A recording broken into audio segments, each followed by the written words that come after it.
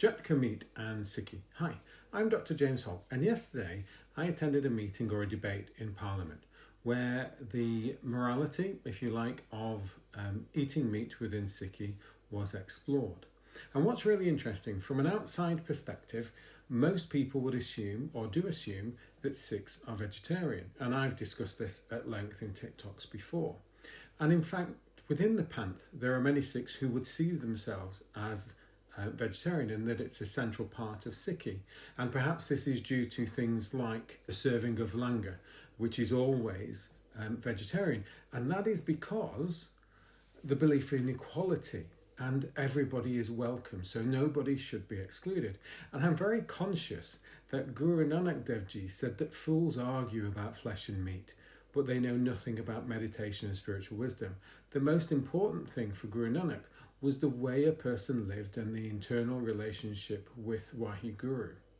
And so this meeting yesterday was to begin the discussion. There's a Jhatka council within the UK that are striving to get Jhatka as a way of killing meat legal, because halal and kosher are both legal, but Jhatka is not. And Jhatka is seen by many to be a more humane way of killing an animal.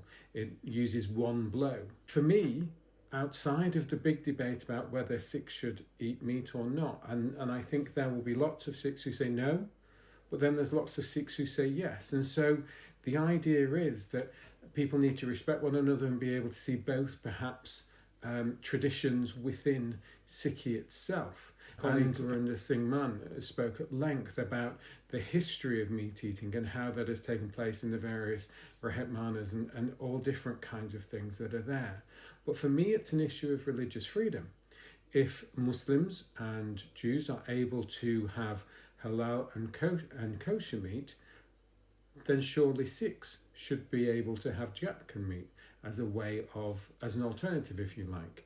Because one of the forbidden aspects of Sikh life is to eat halal or kosher meat.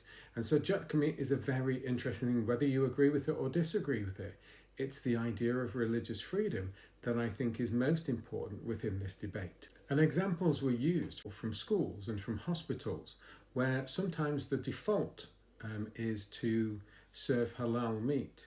And so it might lead some Sikhs to inadvertently eat halal chicken or kosher chicken or whatever those things might be. And this is problematic again from a religious freedom perspective, and also allowing people to live their faith as best as they can.